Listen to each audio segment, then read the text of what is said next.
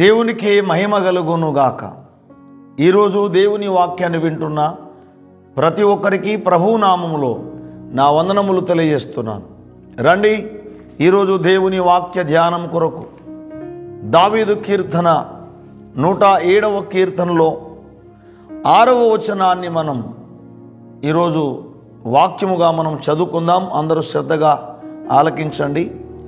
వారు కష్టకాలమందు యెహోవాకు మొరపెట్టిరి, ఆయన వారి ఆపదల నుండి వారిని విడిపించెను.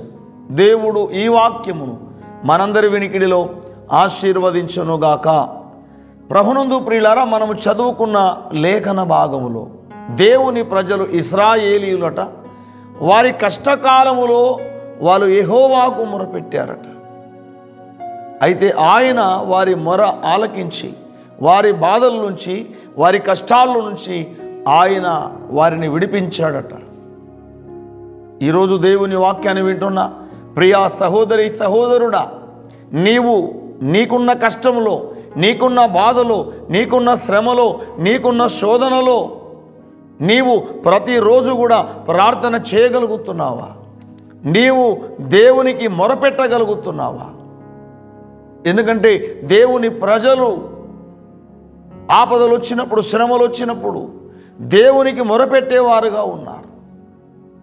దావీదు కూడా ఆయన అన్నాడు, ప్రియులారా, 120వ కీర్తనలో మొదటి వచనంలో మనం చూస్తూ ఉంటే, నా శ్రమలో నేను యెహోవాకు మొరపెట్టి తిని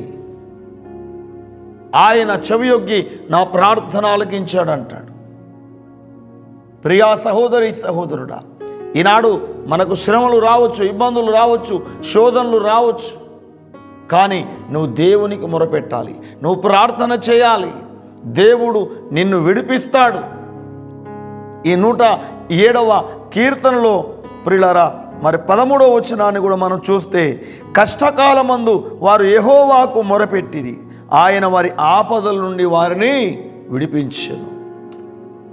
ఎందుకు ఇలా దేవుని వాక్యం రాయబడి ఉందంటే, మనము కూడా మన కష్టకాలములో, మన శ్రమ కాలములో మనము దేవునికి మొరపెట్టాలని. ప్రియ సహోదరి సహోదరుడా, యేసు రక్తంలో కడగబడిన నీవు, క్రైస్తవుడుగా క్రైస్తవురాలుగా జీవిస్తున్న నీవు, నీతిమంతులుగా మనము తీర్చబడి, ఇదిగో మనకి ఏ కష్టం వచ్చినా, ఏ బాధ వచ్చినా మనము దేవునికి మొరపెట్టే వారంగా ఉండాలి, ప్రార్థన చేసే వారంగా ఉండాలి. ఆయన మనని విడిపించేవాడు, మనని కాపాడేవాడు. ప్రియ సహోదరి సహోదరుడా, నువ్వు ప్రార్థన చేయగలుగుతున్నావా?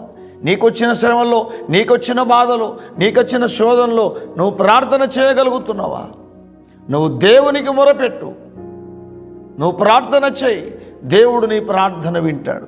ఈ 107వ కీర్తనలో మరొక వచనాన్ని మనం చూస్తూ ఉంటే, ప్రియులారా, ఇక్కడ మనం చూస్తూ ఉంటే 19వ వచనంలో మనం చూస్తే, కష్టకాలమందు వారు యెహోవాకు మొరపెట్టిరి, ఆయన వారి ఆపదల నుండి వారిని విడిపించెను.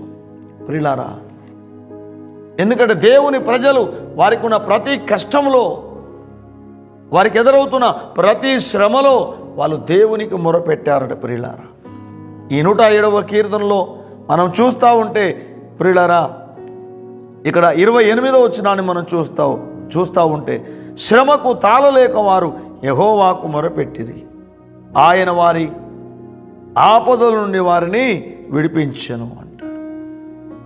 కొన్ని శ్రమలకు వాళ్ళు తాళలేక, తట్టుకోలేక యెహోవాకు మొరపెట్టారట, దేవునికి మొరపెట్టారు. ఇశ్రాయేలు ప్రజలు ఎన్నోసార్లు దేవుని మీద తిరగబడ్డారు, దేవునికి విరోధంగా మాట్లాడారు. ప్రియులారా, నాయకుడైన మోషే ప్రవక్త కూడా వాళ్ళు తిరగబడ్డారు. అయినా దేవుడు ప్రేమామయుడు, కరుణామయుడు కనుక వాళ్ళకు ఆపద వచ్చినప్పుడు, వాళ్ళకు శ్రమ వచ్చినప్పుడు, వాళ్ళు దేవునికి మొరపెట్టినప్పుడు వారి ప్రార్థన దేవుడు ఆలకించాడు. ఎందుకంటే ఆయన ప్రేమామయుడు, ఆయన కరుణామయుడు.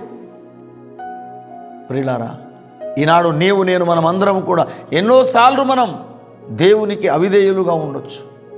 కానీ దేవుని ఎదుట మనం ప్రియులారా, ప్రభువా మేము అవిధేయులం తండ్రి, మేము ఎన్నోసార్లు నీకు విరోధంగా మాట్లాడినాం తండ్రి అని, ప్రభువా మమ్మను క్షమించయ్యా అని మనం మొరపెడితే మన ప్రార్థన ఆయన ఆలకిస్తాడు, మనల్ని క్షమిస్తాడు. మనకున్న బాధలు, మనకున్న సమస్యలు ఏవైనా వాటి నుంచి ఆయన విడిపిస్తాడు. అనేకసార్లు ఇశ్రాయేలు ప్రజలు దేవునికి విరోధంగా మాట్లాడారు. అయినా మమ్మను క్షమించయ్యా అనగానే ఆయన క్షమించాడు. ఎందుకంటే దేవుడు క్షమించుటకు సిద్ధమైన మనసు గలవాడు. ఈ వాక్యాన్ని వింటున్న నీవు దేవునికి విరోధంగా ఏమైనా జీవిస్తున్నావేమో, నా ప్రార్థన ఆయన ఆలకిస్తాడో లేదో అనుకుంటున్నావేమో, దేవుని ఎదుట నీ పాపాన్ని, నీ అవిధేయతను ఒప్పుకొని విడిచిపెట్టి, ప్రభువా ఈ కష్టం నుంచి, ఈ శ్రమ నుంచి, ఈ బాధ నుంచి నన్ను విడిపించయ్యా అని నువ్వు మొరపెడితే నీ ప్రార్థన ఆయన ఆలకిస్తాడు, నీ మొర ఆయన ఆలకిస్తాడు. ప్రియులారా, ఎందుకంటే 86వ కీర్తనలో 5వ వచనంలో ప్రభువా నువ్వు దయాళుడు, నువ్వు క్షమించుటకు సిద్ధమైన మనసు గలవాడు. యేసయ్య క్షమించుటకు సిద్ధమైన మనసు గలవాడు. నువ్వు మొరపెట్టు, ప్రార్థన చేయి. యేసయ్య అన్నాడు కదా మత్తయి సువార్త 7వ అధ్యాయం 7వ వచనంలో, అడుగుడి మీకు ఇవ్వబడును, వెదుకుడి మీకు దొరుకును, తట్టుడు మీకు తీయబడును, అడుగు ప్రతి వాడు పొందును అన్నాడు.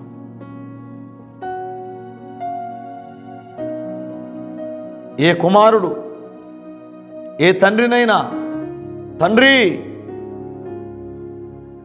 నాకు చేప కావాలి అంటే పాముని ఇస్తాడా అన్నాడు. నాకు రొట్టె కావాలంటే రాతినిచ్చునా అన్నాడు. మీరు చెడ్డవారై ఉండి మీ పిల్లలకు మంచి ఈవులను ఇవ్వాలనుకుంటున్నారు. మీరు మీ పరలోకపు తండ్రి అంతకంటే మంచి ఈవులను ఇచ్చును అని యేసయ్య అంటున్నాడు. అడుగు, ప్రార్థన చేయి, నువ్వు మొరపెట్టు. నీకున్న బాధలు, నీకున్న సమస్యల నుంచి దేవుడు నిన్ను విడిపిస్తాడు. నీకొచ్చే కష్టములు, నీకొచ్చే బాధలు, నువ్వు ఏ ఇబ్బందులో ఉన్నావో నువ్వు కన్నీరు గారు దేవునికి మొరపెట్టు, ప్రార్థన చేయి. నీ ప్రార్థన దేవుడు వింటాడు. విశ్వాసముతో దేవుని అడుగు.